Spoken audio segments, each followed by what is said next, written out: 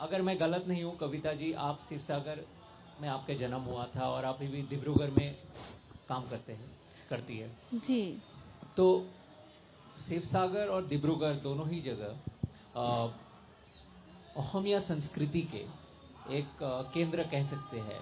जी बिल्कुल। तो जैसे डॉक्टर जमुना ने अपने लेखन से अरुणाचली संस्कृति को बाहर पेश किया है, तो आपको नहीं लगता आप पे वो जिम्मेवारी आते हैं कि आप असमिया संस्कृति को बाहर, जैसे बिहू है और भी बहुत सारी चीज़ें हैं, बाहर प्रस्तुत करें? क्या ये एक वजह है कि आपने हिंदी को अपने माध्यम चुना? जी बिल्कुल। सबसे पहले सभी को नमस्कार। यहाँ आज तक के इस भव्य मंच पर यहाँ बैठने का जो अवसर मिला है, यहाँ तक पहुँचना सच में हमारे लिए बहुत सरल नहीं था। असमिया भाषा में लिखते रहने के समानांतर हिंदी में लिखने की ये यात्रा बहुत कठिन था। जैसे कि आप भी डिब्रूगढ़ से हैं, तो असम से हैं, तो आपको पता ही है कि असम में हिंदी की क्या स्थिति है, क्या स्थान है। आप सबको बता दूं, मेरी जो अनुष्ठानिक शिक्षा है वो असमिया माध्यम में हुई है और मैंने सिर्फ 5वीं से 10वीं कक्षा तक ही बेसिक हिंदी सीखी है। और आपने जो ये अभी कहा कि एक जिम्मेदारी, जी हाँ, मैं उसी जिम्मेदारी के तहत उसी रिस्पॉन्सिबिलिटी को सर पर उठाकर मैंने हिंदी सीखी है, दम लगा के, बहुत ही संघर्ष के साथ मैंने सीखी है।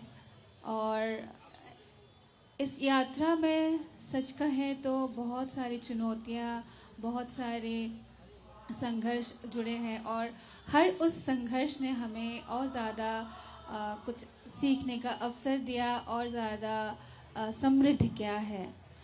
जैसे कि असमिया संस्कृति को, बिहू को हो या फिर असमिया भाषा के, आपको असमिया भाषा को लेकर एक बात कही जाती है, कालिका लगा। कालिका लगा का मीनिंग है, अर्थ है कि जादुई। असमिया भाषा की एक अलग ही मायावी जादू है, एक अलग ही लय है दरअसल। और उसी लय को मैंने अपने रचना के माध्यम से, कविताओं के माध्यम से लाने की कोशिश की है। कई लोगों को अच्छा भी लगा, इसलिए कि असमिया भाषा का जो रस है मैंने अपने कविताओं में ढालने की, हिंदी कविताओं में, मूल हिंदी में जो भी मैंने लिखे हैं उनमें ढालने की कोशिश की और लोगों को, हिंदी पट्टी के लोगों को ये नया लगा। उस नएपन के कारण मैं यहाँ आज बैठी हूँ। दरअसल उस नएपन को लोगों ने, पाठकों ने, आलोचकों ने स्वीकृति दी और स्वीकार किया, और ये सबसे बड़ी बात है। और असम के जो भी लोक संस्कृति है, लोक कला है, अन्य अन्य विधाएँ हैं, मैंने उसके लिए भी बहुत सारे काम किए हैं। भोपाल से जो ट्राइबल डेवलपमेंट के जो इंस्टीट्यूट है, उनके पत्रिकाओं के लिए मैंने लिखे हैं, बिहू को लिख करके लिखा है कि किस तरह से मनाया जाता है हिंदी में। तो उसका भी बहुत अच्छा रिस्पॉन्स आया था भिन्न प्रांत के पाठकों से। तो ऐसे छोटे छोटे कदम आगे बढ़ाकर चलने की कोशिश है। और जैसे कि पिछले साल नीलमणि फुकन को, असम के नीलमणि फुकन जी को, अब गुजर चुके हैं वो, तो नीलमणि फुकन जी को ज्ञानपीठ अवार्ड मिला था। लेकिन बड़ी ही दुख की बात है ये कि उनको हिंदी पट्टी वाले जानते नहीं हैं। भाषिक भिन्नता के कारण उनको यहाँ पढ़ा नहीं जाता है, पढ़ने का समल भी नहीं है, साधन भी नहीं है। गूगल ट्रांसलेटर कितना ही करेगा, उसकी भी एक लिमिट होती है, हद होती है। तो मैंने ये ठाना है दरअसल कि मैं असमिया के चुने हुए कवियों को और लेखकों को उन्हें अनुवाद करूं और अनुवाद करके हिंदी में लोगों तक, ज़्यादा से ज़्यादा लोगों तक पहुंचाने की कोशिश करूं।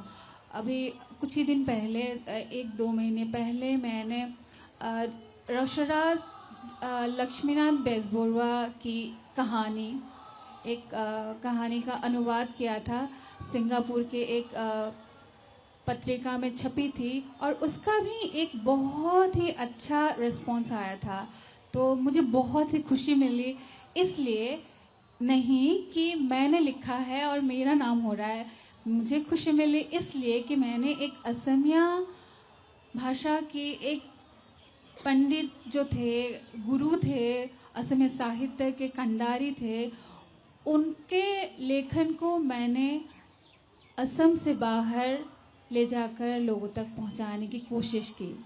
तो ये अपने आप में मेरे लिए एक उपलब्धि है और मैं बहुत ज़्यादा तो कुछ नहीं कर सकती, लेकिन तिनका भर भी अगर मेरी वजह से कुछ परिवर्तन आए, लोगों तक पहुँचे, ये मेरे लिए परम प्राप्ति होगी।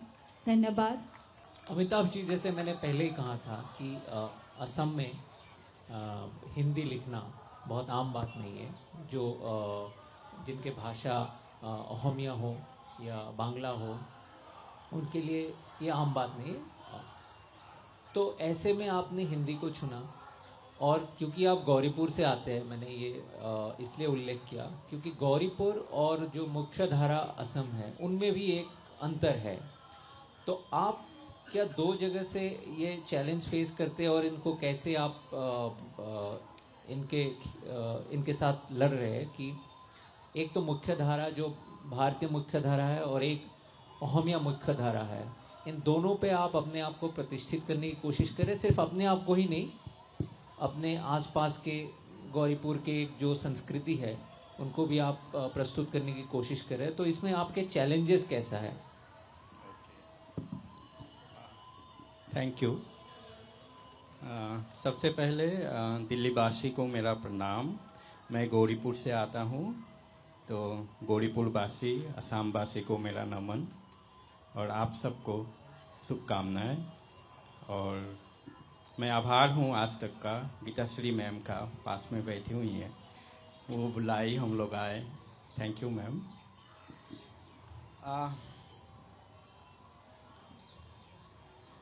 कौशिकदा ने जो क्वेश्चन किया है ना, हिंदी, एक्चुअली असम में हिंदी, इसको समझने के लिए हम लोग को कुछ पास्ट में जाना पड़ेगा। जे हिंदी क्यों हिंदी बोला जाता है असम में कॉलोनियल टाइम से ही, ब्रिटिश के युगों से ही, उससे पहले से भी, क्योंकि असम के कुछ प्रांत ऐसे हैं जहाँ पर बिहार, यूपी, झारखंड के लोग वहाँ पर गए, रसे बसे, वहीं के हो गए। और जब वो वहाँ गए, वहाँ के जो ब्राह्मण्स हैं सब कन्नौज के ही हैं, और वो जब वहाँ गए तो अपने मातृभाषा को तो छोड़कर तो नहीं गए होंगे, लेकर ही हम लोग सब कुछ छोड़ सकते हैं, अपना मातृभाषा हम लोग के साथ ही जाती है। और जब वो छूटता है तो उसका कुछ जेनरेशन लगता है वो छूटने में। तो अब जो है हिंदी का जो इतिहास नॉर्थ ईस्ट या आसाम में हम लोग देखें तो पहले उसको समझने के लिए हम लोग को कुछ पास्ट में जाना पड़ेगा। 1934 में गांधी जी ने राघव दास को, जो जननेता थे, महाराष्ट्र से बिलोंग करते थे, उनको असम में हिंदी को प्रसार प्रचार के लिए नियोजित किया था। और उस टाइम में असम के जो मुख्यमंत्री थे गोपीनाथ बोरदोलोई, उनका भी बहुत आग्रह था कि असम में हिंदी का प्रचार और विकास हो।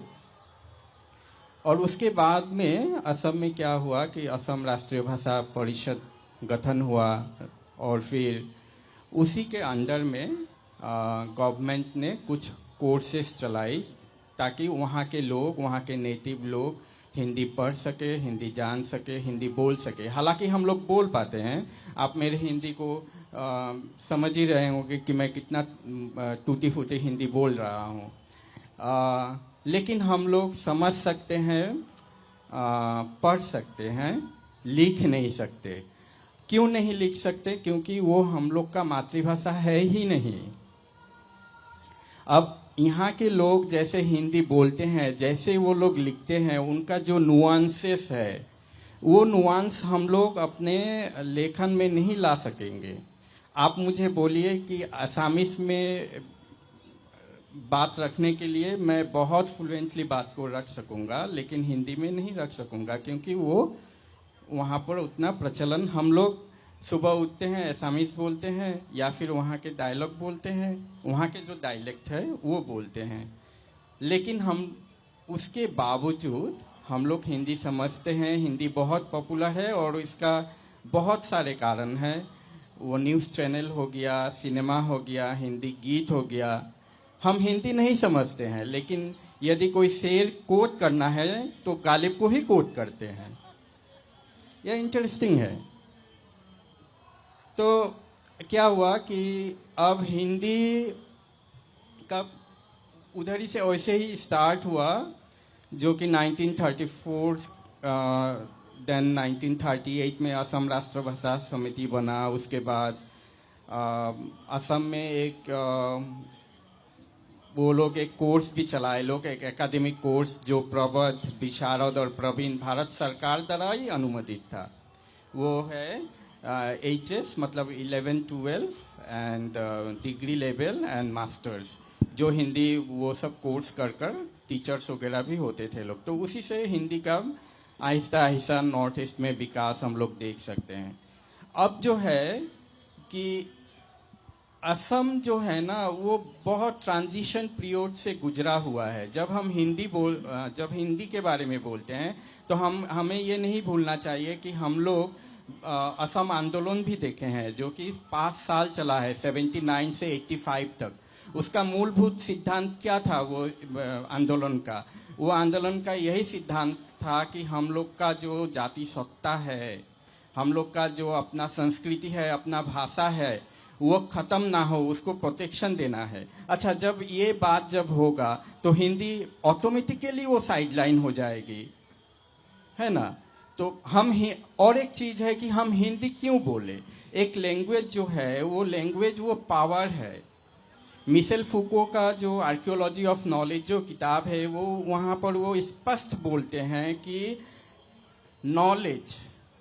नॉलेज तभी वो डिस्कोर्स बन सकता है जब वो लैंग्वेज होगा। आज मैं आपसे डिस्कोर्स कर रहा हूँ, किसके बदौलत? लैंग्वेज के बदौलत। और ये लैंग्वेज ही पावर है।